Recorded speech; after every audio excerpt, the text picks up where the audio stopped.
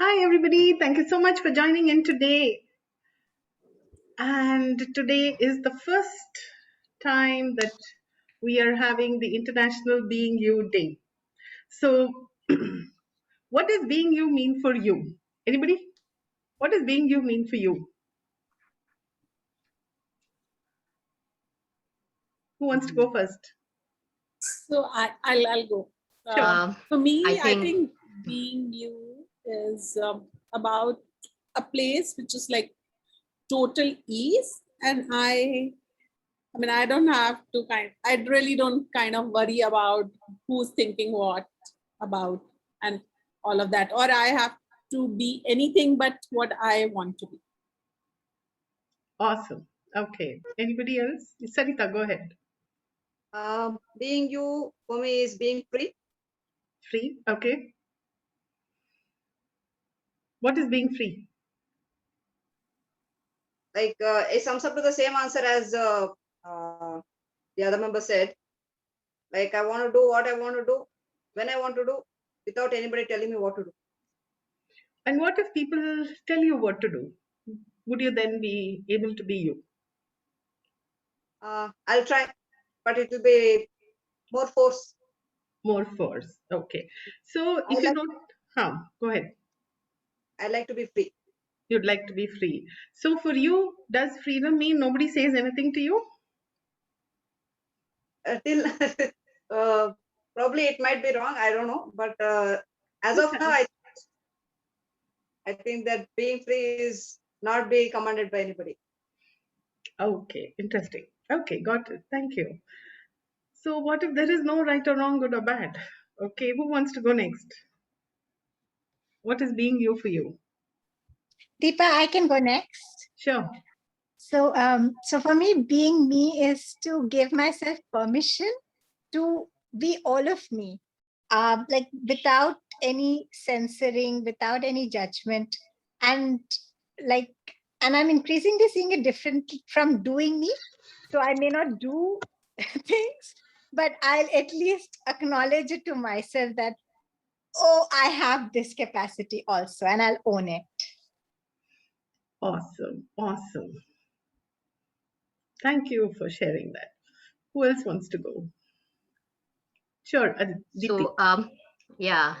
So I would like to agree with Ramya that, being me is, being just me, all of myself, without any judgment. I mean, not me judging myself, but even if other people are judging it, so I'm just still being me, not caring about other people's judgment. Cool. Cool. Awesome. That's interesting. Thank you for sharing that. And we don't stop judging people. We also judge people. We can't help it sometimes. And what if it's all right? If other people judge us, they will judge us. And what would you choose to be in the face of that judgment? Are you going to become what they're telling you that you are? Okay. Or could you just be you anyways? Okay. So somebody's messaged something. Sonal says, being me means listening to me and acting from that place instead of moving involuntary from external demands and considerations. Okay, interesting. Being me means listening to me and acting from the place. Listening to me, acting from the place instead of moving involuntary from external demands and considerations. Okay. Who else would like to say what is being you for you? So, Deepa Mohan here. So, for me, being me is being frictionless. So, when I'm navigating the life, I, I so no friction should really stop. It may be a charted territory or an uncharted territory, something that is not even something that I've thought about. But in whatever I explore or venture into, if something is frictionless and if it's something that I can ease into by myself, then that is being me for me. Awesome, awesome. And when there is external friction, what do we do? So when there are external frictions, then I would like to find a path of least resistance or something that does not clash with me all the time, something that I would still be able to get into without getting all bogged down, worried, and what have you. Awesome, awesome. Thank you so much. That was interesting. Who else? Awesome Deepa, sharing. Thank you all. Go ahead. Deepa, yes, being me, for me, I think is being in that moment, whatever the moment requires from me. Okay. I think the planning and everything takes a back seat, and whatever is required at that moment, I just go with it. Okay, awesome. So planning is sometimes from the space of where we have decided we have to do something, where there are certain situations where we could be ourselves as well as be and do. Okay. And there are certain spaces where we don't have to do. And I was a very do person. I must do this, I must do this, I must do that. So I had huge number of checklists which I used to keep following up, checking out and crossing and tracking, and that was me. Okay. And so for most of us, we are never told to be ourselves. Seema says, being me is a place where I have total choice. I can choose to be and do anything and everything. Awesome. Thank you, Seema, for that. So the thing is that for me, there were places where I was probably not acknowledging it. And that was like, there was a lot of ease, there was a lot of creation with whether people told me to or didn't tell me, whether there were external influences or not, it didn't matter. And I was just willing to create no matter what. And there were other places where I had this to-do list, perpetual to-do list going on. And for one to-do list to another was my life. And then I would be like, where's my to-do list? I can't work without it. I need to transfer all the things from that list to this list. So, so it's interesting. Sometimes we choose to do, and we choose to not be. And what if we could be willing to be whatever is required for that, for whatever is showing up in your lives? And so I'm just going to read a little bit from the Being You book that has been written by Dr. Dain Heer. It's Being You, Changing the World. And this is in chapter 2. It says, I am, therefore I am wrong, right? So we think the very basis of existence sometimes is the wrongness of ourselves. I'm trying, I'm doing, but it's just not coming, it's not showing up. So it's like the wrongness. There is a wrongness in our fundamental existence itself. And sometimes this has been told to us, projected towards us. Sometimes we create it, sometimes we choose that there is something wrong with me. And so in this chapter, Dain starts by saying, do you have somebody in your life that doesn't judge you at all? Even one person. If you have one person that doesn't judge you, do you notice how healing and nurturing it is to be around them? How often, how after just 10 minutes in their company, your whole being and your whole body relaxes? What if you were that person for you? So often we expect other people to be there for us. And it's amazing. If other people are there for us, awesome, great, fantastic. That is working for you because you created it. Okay. So let's take a moment for you to just in your head, just reach out to all those people. You don't have to list them. You don't have to make a list. Don't make another to-do list like another list. Just reach out energetically to all those people who contributed to you in ways you did not even imagine possible. Get out of your head, stop making a list, just energetically reach out and say an energetic hi, thank you to each one of them. Hi, thank you so much for being in my life. Thank you so much. Thank you so much for being in my life. Thank you. Thank you. Energetically, just reach out to everybody who's been in your life in different ways and say, thank you. Now, energetically, reach out to you and say, thank you. And tell yourself, I am there for you.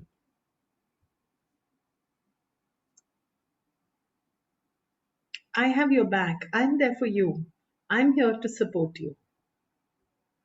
I'm here to support you in ways you never imagined possible.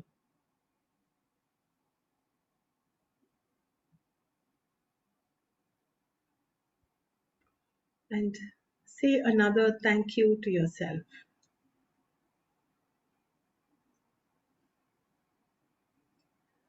Now, energetically connect with your body.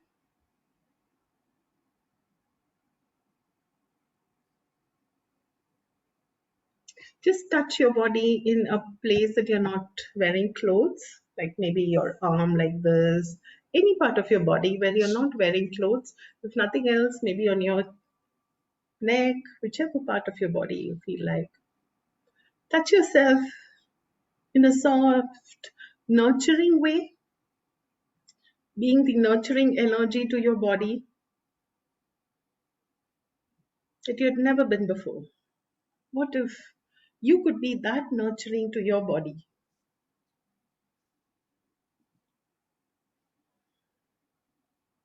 Connect with your body again.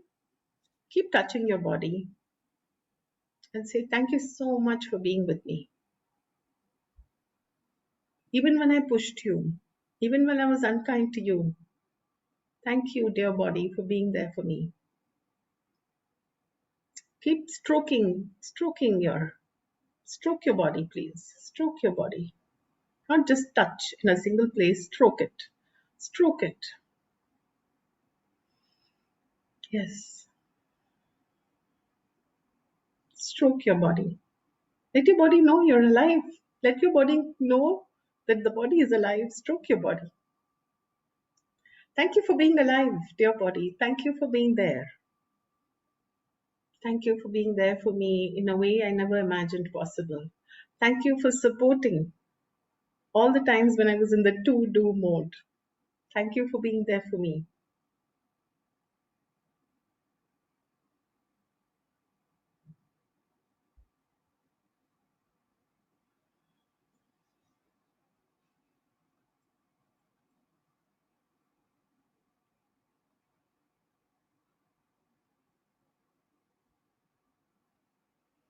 So continue the connection with your body, with you as the infinite being you be.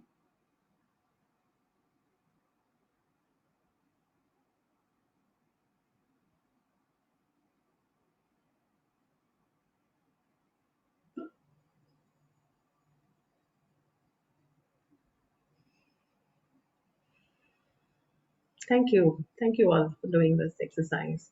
Now, for what reason did I ask you to connect with your body when the topic is about being you? So often we are taught or we have decided that we can be ourselves only without our body. You chose to be in this body for whatever reason. You chose this body.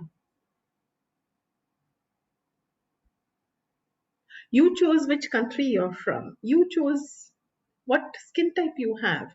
You chose the shape of your body. Everything that is today with your body, you chose.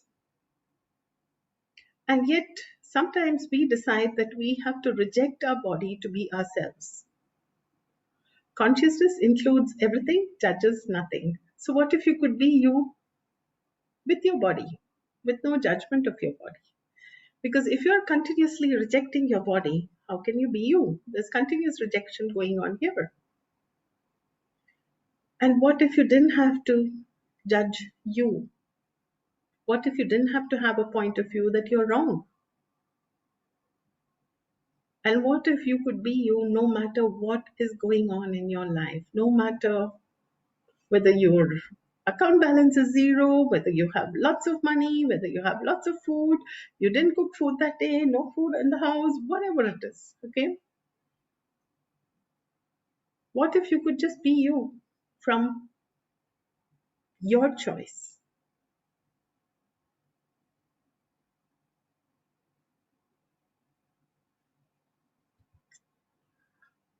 I'm going to read a little more. So what if you could be that person for you? How would you be perceived if someone were willing to perceive all of you with no judgment? How would you perceive you if you perceived all of you with absolutely no judgment? Haven't you wanted that your whole life? However, you've always placed a criterion on it. You say, I can have that if I am perfect, or I can have that if it matches with whatever everyone else in my life knows is possible. If everybody aligns and agrees with what I'm saying, then I can be me. Or if I can finally get rid of everything that I've decided is wrong with me, then I can be that. Or I can have that if I can finally make my parents, my significant other, my children, my whoever happy. What if instead you say, okay, I will choose and demand that I stop judging me and step into what it would be like to perceive, know, be, and receive all of me without judgment, perfect or not.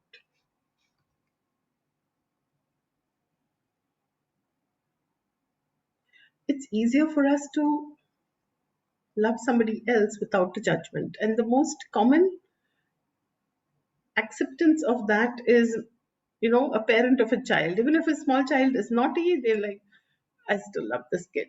Okay. But as the kid grows up, their expectations of that kid might be different. So then they will have judgment coming up, and sometimes it doesn't match that. How about being that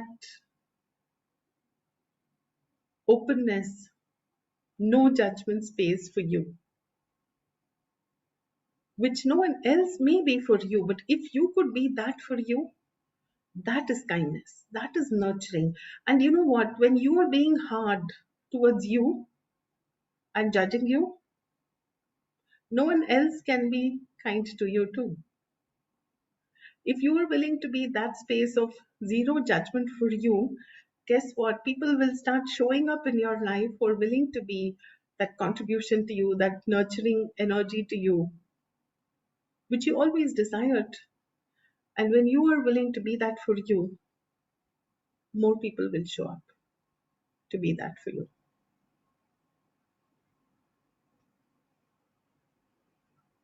What if that was the possibility? Would you consider having more of that, even though nobody ever taught you how? So Dain says, for me, that's an essential aspect of being you, perceiving, knowing, being, and receiving you without judgment.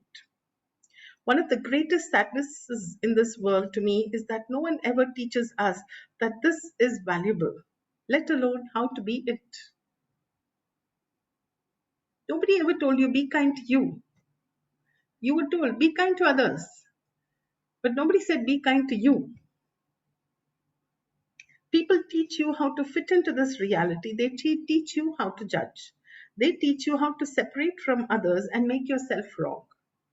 How to try to win and how not to lose. And supposedly how to get it right here. So one is we are taught we must win. You must do well in studies. Are you doing well in the tests? Have you scored higher? So it's always about the definitions of success and how not to lose. How not to lose. So am I going to lose? Am I going to lose? Am I going to lose? That's not a great question to ask. But very often we have been taught to ask that question from childhood. And these are like automated programs that we are running our life from, where we are asking, am I losing? If I choose this, then I would like to choose the best person available for me, the best job, the best business, the best client, the best whatever. There comes the judgment. The fear of losing is then running our life. The fear of being judged is running our life. What if we could create far beyond this? What if by just you choosing to be you, you could actually create greater in your life?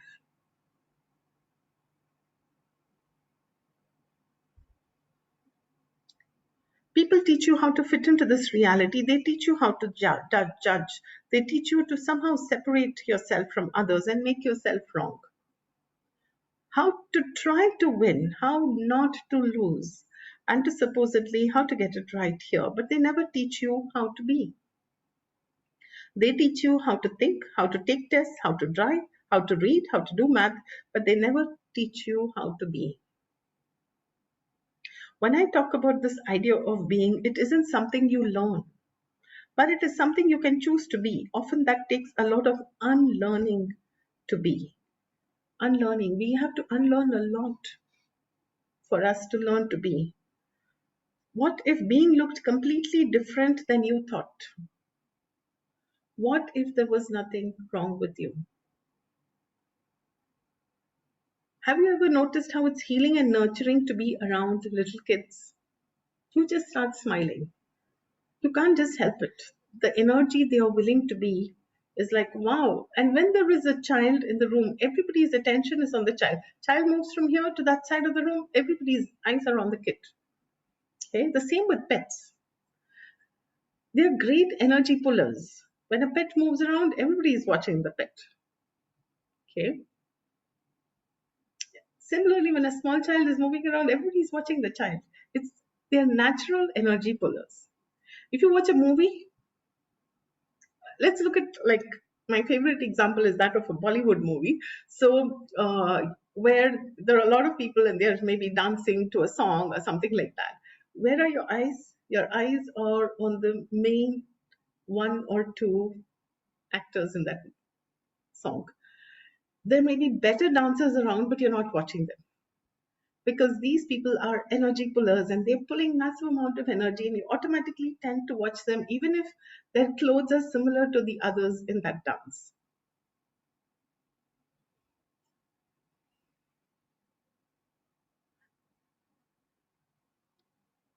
Have you ever noticed how it's healing and nurturing to be around little kids?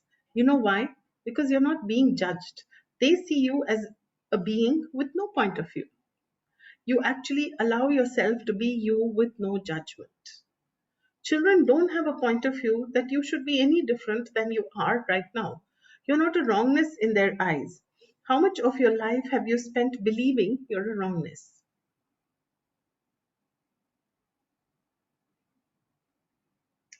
There is nothing wrong with you. You're not a wrongness. You are one of the greatest rightness the universe has ever seen. We have been taught to create our entire lives through judgment, except those rare moments of space where we have in our lives. 99.9999% of your lives, you're functioning from judgment. Now, the cool thing is that even when you read the above sentence, you go, oh my God, I'm so bad. I'm so wrong for doing that. Then, my beautiful friend, is judgment of you again. If there were nothing wrong with you and nothing to undo, where would you start? Where would you begin? What would you choose? Most of us are trying to undo the wrongness before we start. We know that there must be some major inherent wrongness in us because we can feel it in our bones. Really, that is all we are sure about. Then you think, if I just get the right relationship or enough money or the cutest kids on the planet, then it'll all stop feeling wrong. But then you get all those things wrong and it still feels wrong. You get all those things and yet you're feeling something is still wrong with me. You know why? Because the idea that there isn't anything wrong with you, the idea that there is something wrong with you is in fact a lie. And that is a lie you believe. Until you unchoose that, nobody can change it for you. You are lying more to yourself that you're evil, that you're a bad person, than you're lying to anybody else. You may think lies are what we speak. Okay, I brushed my teeth and actually I didn't. That's a lie. But you are telling yourself all the time that you can't do this, you can't do that. Those are the lies you're living. You tell yourself much more of a lie than you imagine. I can't earn more than this. This is all I can earn because of my situation, because of COVID, because of blah, blah. This is all that is possible. Those are the lies you're telling yourself. This is all I can do. I can't do more than this.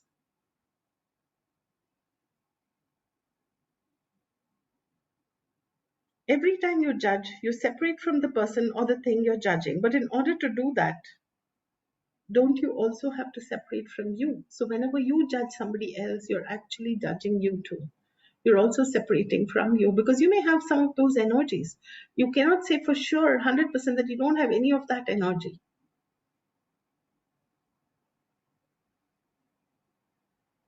Does your life have anything to do with you?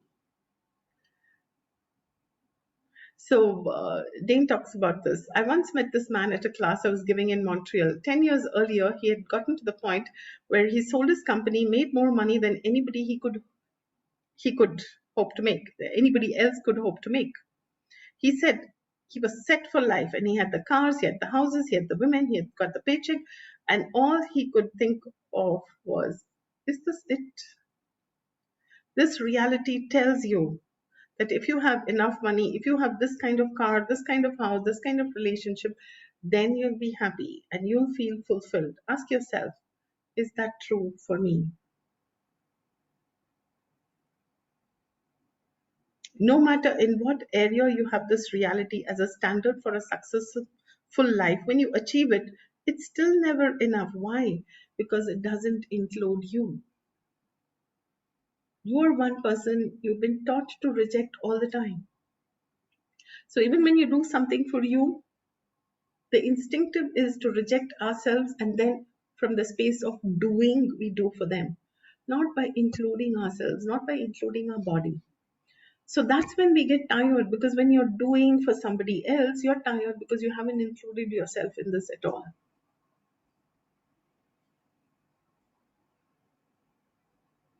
So people I work with tell me, I have been doing this relationship, but it has nothing to do with me. I ask, how much of the rest of your life has anything to do with you? And they realize, oh my God, none of it.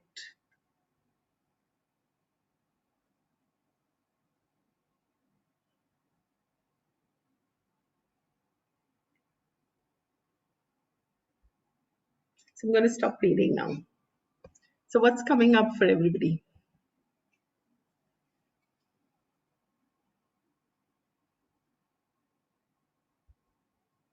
Anybody wants to share anything? Yeah, go ahead. Deepa, you talked about energy pullers. Does it mean that attention seekers and energy pullers are same?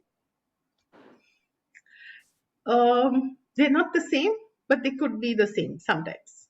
Okay, Both are the same in the means? sense that if there are attention seekers and they're trying to throw a tantrum or something, they are pulling energy. Okay, and sometimes they're actually pushing energy. So that's a whole different discussion for another time. So there are different ways that we could pull energy, push energy, flow energies. There are a lot of things you could do with energy.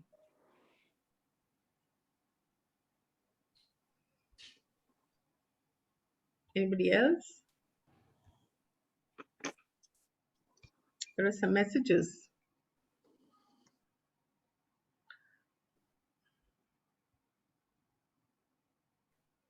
Okay, so Bhati says, awareness of me being there for me and how much lie I was using to console and procrastinate.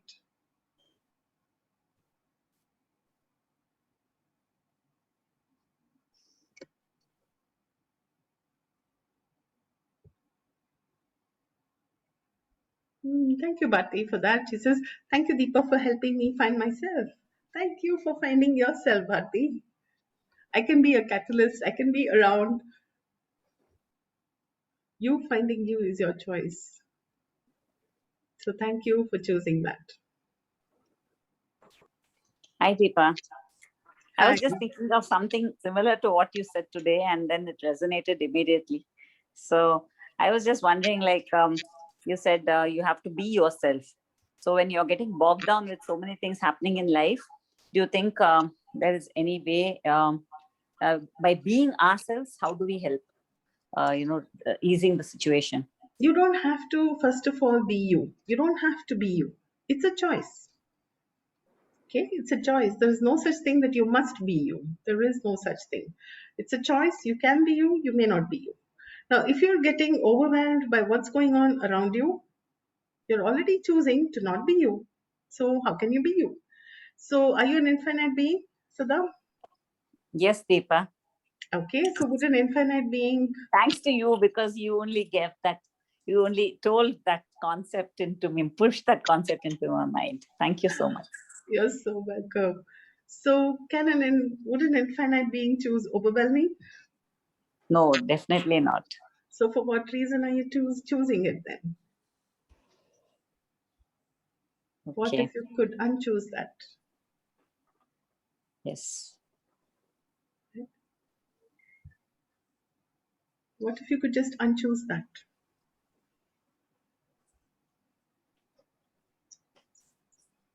Yeah, we always go in the, for this we can solve this problem in this way.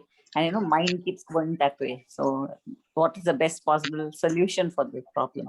Best possible solution. And if this is solved, my life is sorted. If this is solved, then my life is sorted. If this is also sorted, then my life is fine. This is what we have been taught, to solve the next problem that comes along, so that we will then be sorted. So we're never enjoying the now. We're only looking for the problems in our life.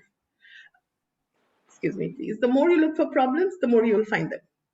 Absolutely. And you'll surely find them. Each one of us, the more we look for problems, the more we will find them.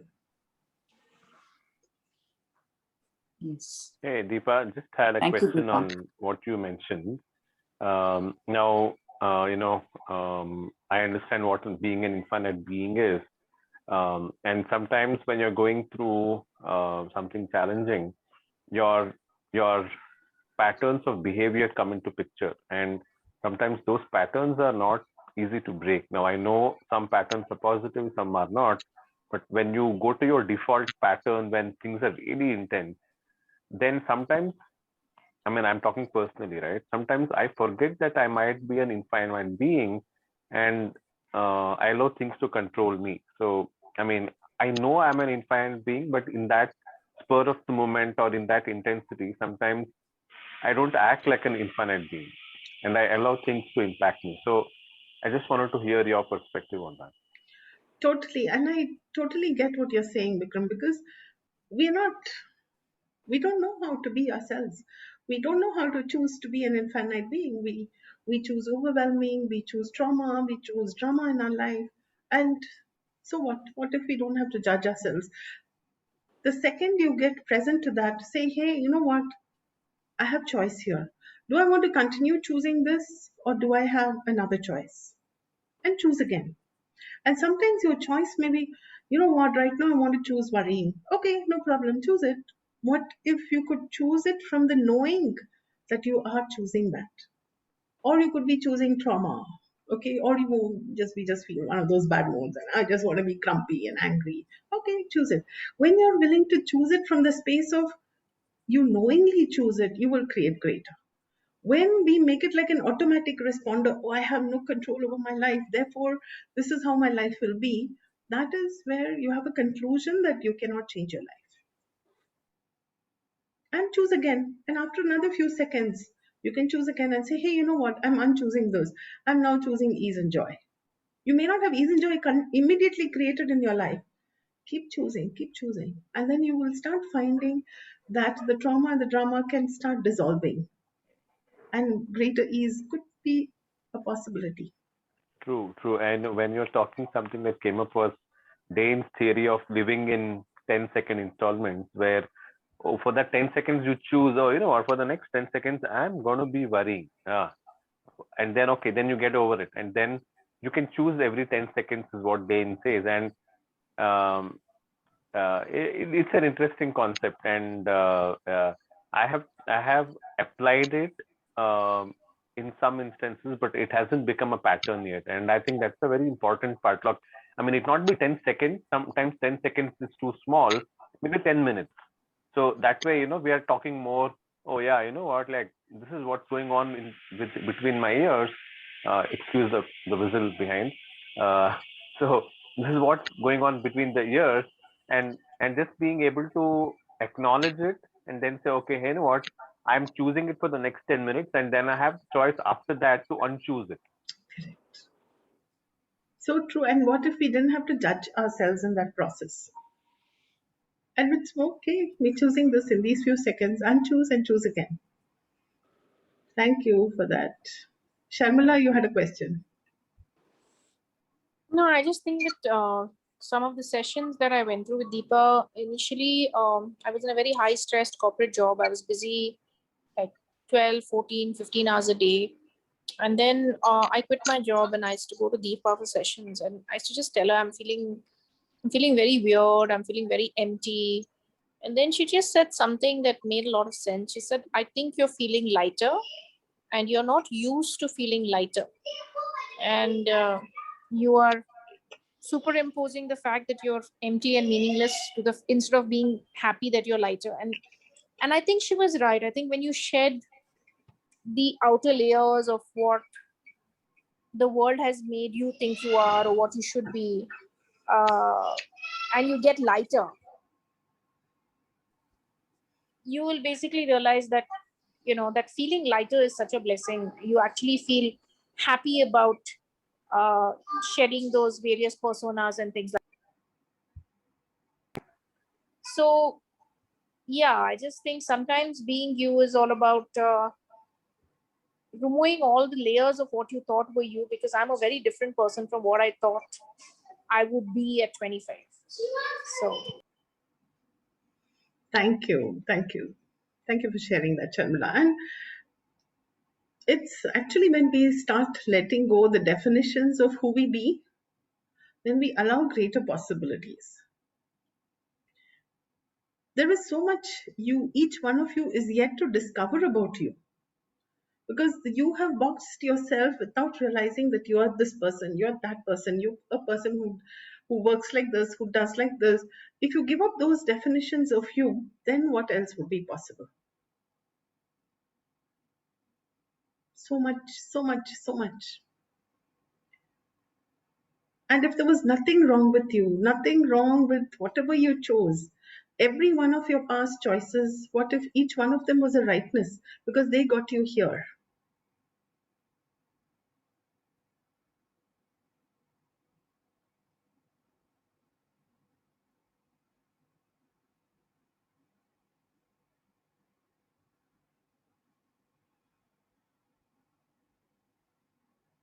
And when nothing is wrong, nothing is right, nothing is good, nothing is bad about your life, and you didn't have to make anyone wrong, including you,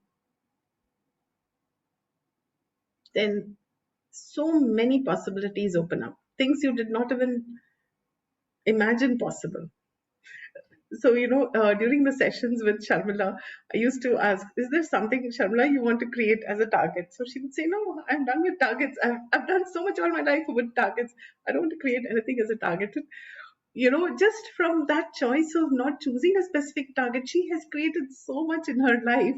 It's amazing. There is no definition of what she could contribute to and what she could start.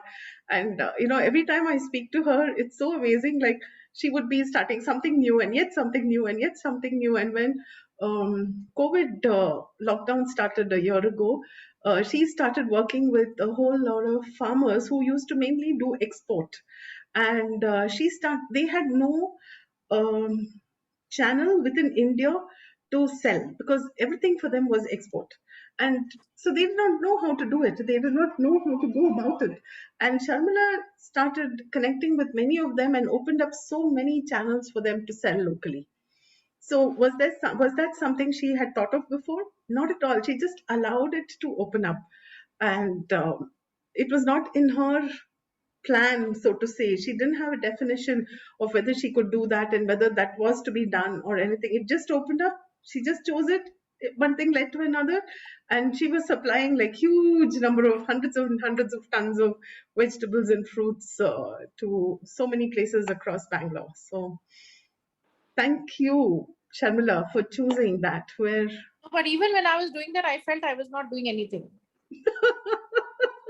That's what I'm saying. I'm just saying that sometimes your what you think you should be doing and what actually happens, which is good for you, is very different. So it's what you want versus what you need.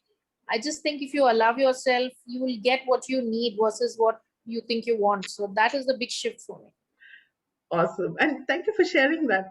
So vulnerable of you to say that, because that's where we have the basic definition, like, all this is nothing. It says no value. So what am I doing? Nothing. I'm just doing what I'm doing. And so, when uh, in this reality, there is a lot of value for many things. And only if you do those things, are we actually creating something. So that is also a definition that we don't realize that we have bought into, where we are saying, what is this? This actually doesn't mean anything.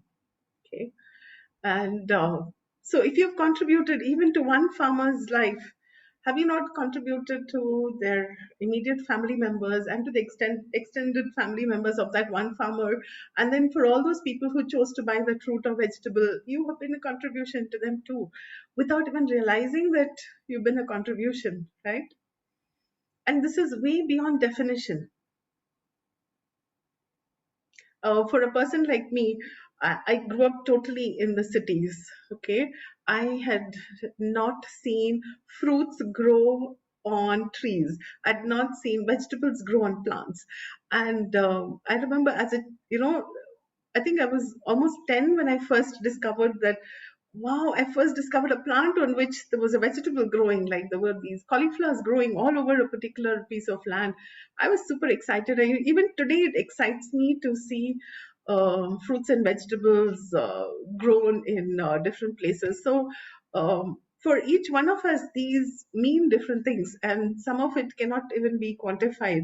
So, when I receive like a bunch of fruits directly from a farmer, it gives me tremendous happiness for undefinable reasons. Palak has raised a hand. Yes, Palak. So when you said about the to-do list, and I could so resonate with it, and it just feels that if you're not running from one task to the other, I'm not doing anything. And there's this whole constant thing that keeps on going in my head, and I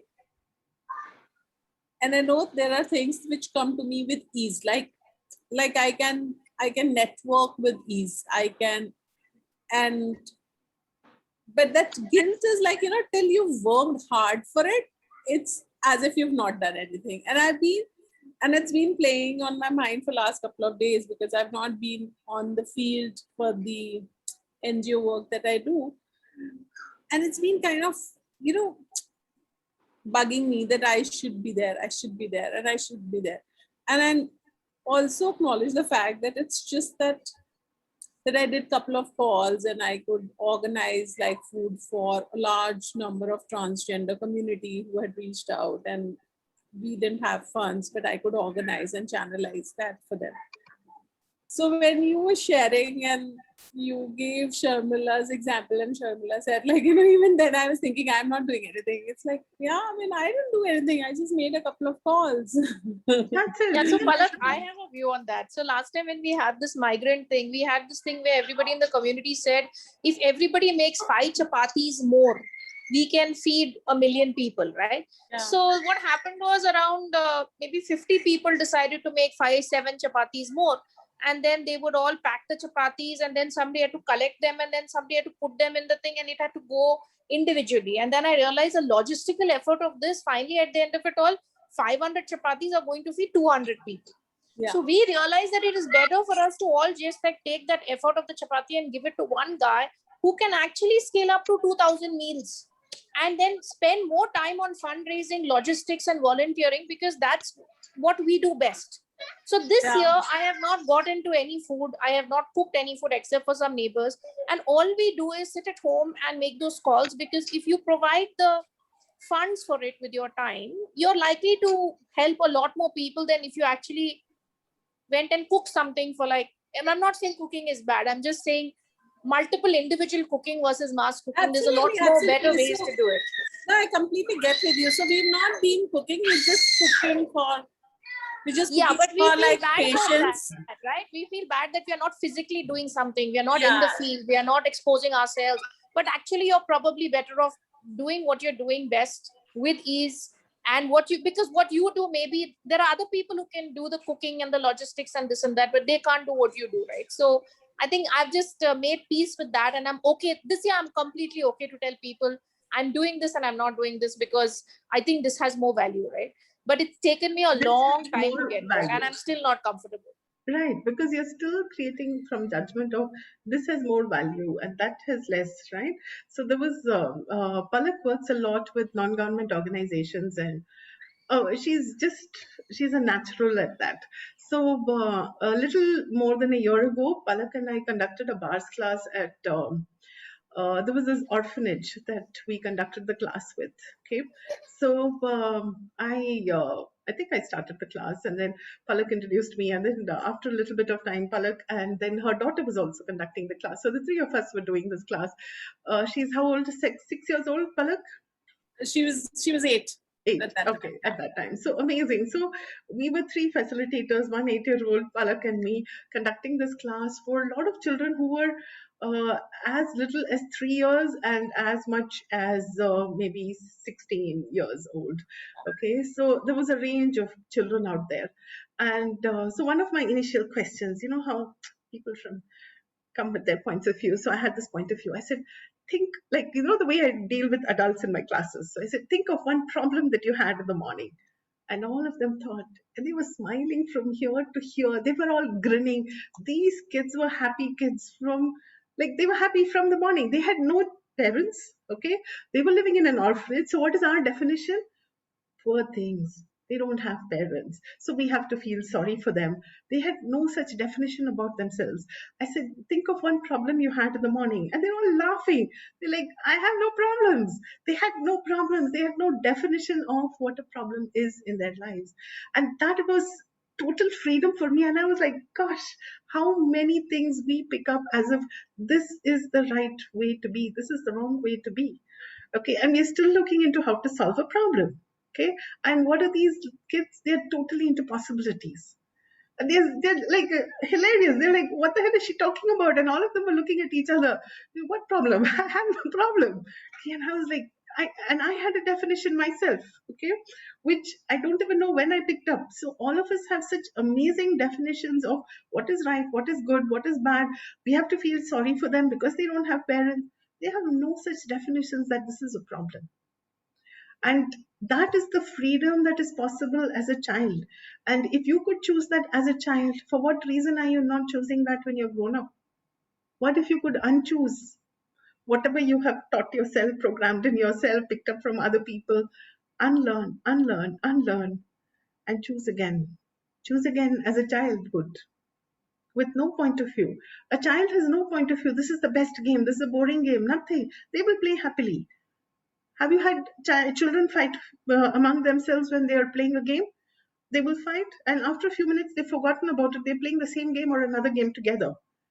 And you may have a point of view, but you fought with them yesterday. Are you sure you want to play with them today? And they're looking at you to say, what the hell are you talking about? They don't remember. Kids don't make things significant. We create baggage every minute, and we carry them. Thank you for reminding me of that, Deepa. So today I shared about like a being you story on my handle. So another incident just to remind as to how we as adults have point of views is we've done one event where on Diwali I gift kids their Diwali clothes, and we'd gone, and my son was like, he was probably 1 at that time, 1.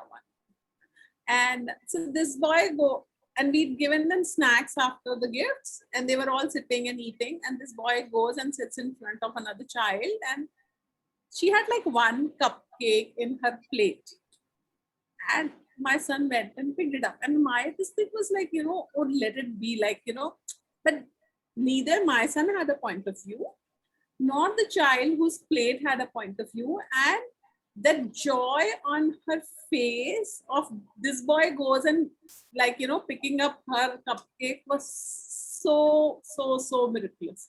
And luckily I do have a picture of it, and I mean, I can truly relate to, like, when you have just 1 cupcake and you're willing to share it with joy, and you have no point of view about it. Thank you so much.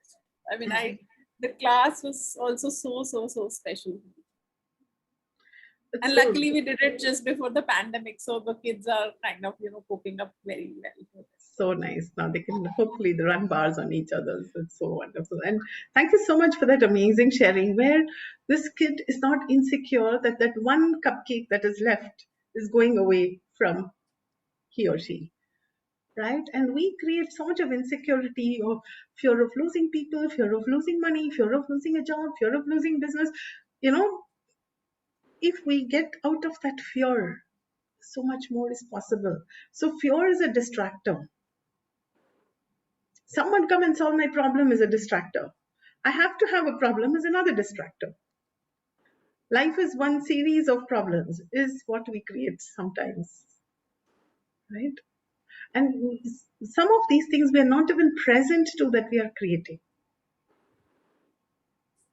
So somebody I know, they used to have a live-in maid, and then right now they don't have. So we were just talking on the phone, and she said, "You know, Deepa, I think I'm the one who created this. I know I created this because I wanted all my kids to pitch in and learn how to do these things, so that when they grow up and go leave home and things like that, they will know how to run a house and how to clean and how to do this. I think I'm done with this. I'm willing to unchoose it." So that is where you are willing to be aware, willing to say like, "Hey, I'm done. I'm willing to choose again. I'm willing to unchoose and choose again." With no points of view, right? And when you can laugh off these things with as if none of it was significant, it just creates greater in your life. We have a lot of significance in our lives. And what if you didn't have to be serious about you, your work, and whatever that is? What if you could include ease and joy in every area of your life? And I've been through zillions of meetings which have been super serious. And nowadays, when I attend some meetings which are really super serious, I'm like, can we smile a little bit, you know? And I'm not a person who's like totally into humor. I'm not one who'll keep cracking jokes or something like that. But just the willingness to have more ease, more joy in whatever we create, you know? What else?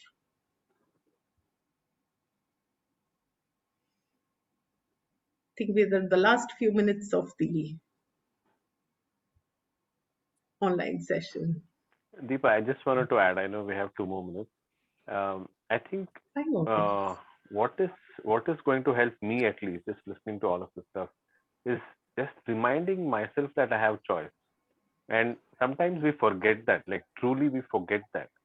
And when we remind ourselves that, hey, we have choice to feel how we want to feel, despite of what's going on. And remember the video that I sent you that day where Dain is talking about, it's a 4-minute video where he's getting interviewed by CNN, IBN, CNN in the US. And he talks about how like you can still choose despite what's going on around you. And that is such a powerful video. And I think, I'm so glad that I saw the video because that had such a significant impact on me. And I want to thank you as well because I think, I got introduced to Access through you, and lots of gratitude to you. Thank you so much. Thank you. Thank you for receiving. So each one of you who feel you haven't done enough, like, I mean, even like Palak says, I've not done enough, I've not done enough. And if you brought a smile to somebody's face, if you changed one life, what if you were then successful? What if you can redefine your definition of success and say, okay, have I changed one person's life? Have I brought a smile to some one person? Have I changed one person's life? That's it. What if you're now successful? If you have changed one person's life, delete, destroy, and uncreate, delete all those other definitions where if you have X amount of money, then you're successful. If you do so much of work, then it's successful. If you do it easy, then you're not successful. You're not really doing much. You must do it the hard way. All those things are definitions which we have bought into. If everybody is happy in my family, extended family, all my friends, and everybody is well and everybody is fine, then I'll be happy. That was my definition. I had that definition that then only can I be happy. If you give up that definition and the zillion other definitions you have, then what else is possible for you? Are you really responsible for somebody else's happiness?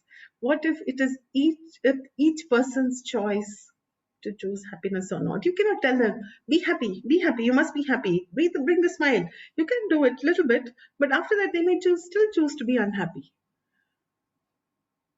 And if you are willing to allow them to be happy, unhappy, whenever they choose, with no point of view about it, that is true freedom for them. And when you do that for you, when you don't judge you for the amount of money you get, for the amount of money you don't get, for the job you have, for the job you don't have, for the business you have, for the business you don't have, for the work you've done, for the work you've not done, all those are definitions. And if you give up those judgments, then what else is possible?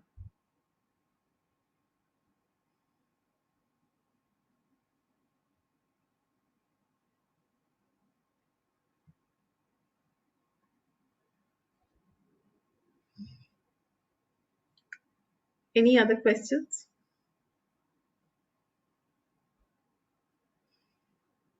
Thank you everybody for joining in. Catch up soon with you tomorrow. Okay, tomorrow I have another one. Tomorrow I have how to become money workbook. I'm starting that in 2 days time. I'm starting a series of 10 calls where we're going to go through this, and tomorrow is a free sneak preview to that, where it's about, we'll just go through parts of these books and just see what else we can clear, and talk about what tools can we create, what tools can we use to let go of our separation with money and become money. How to become money is a book. You can get it on Amazon. So How to Become Money workbook has just like you have English workbook, math workbook, and things like that, you also have a How to Become Money workbook. So you can get a Kindle version, you can get a paperback version. I'm sorry. See, Sarita is showing that book. That's nice. Show it closer here to the screen. She's already bought the book. Closer to the screen. Yes, camera. Sarita, this is really inspiring. Like sitting with the money workbook. So cool. So awesome. Awesome. That's so cool. So, so tomorrow we're going to do about an hour, and I will send out the link to all of you in case you haven't yet received it. Just message me, and so about 1 hour we will be going through the tools of how you can become money. And when you become money, you don't have to do the hard work. You don't have to put the effort. The money would just show up. So, see you tomorrow. See you then. Bye bye. Hey Deepa, hi, I am Malini and I have joined your session for the first time today. So if you could please post the link of your WhatsApp group in this chat, I would be able to join it. Sure. I do not have your number. No, you I don't do not have my number. Okay, cool. I will message you my number.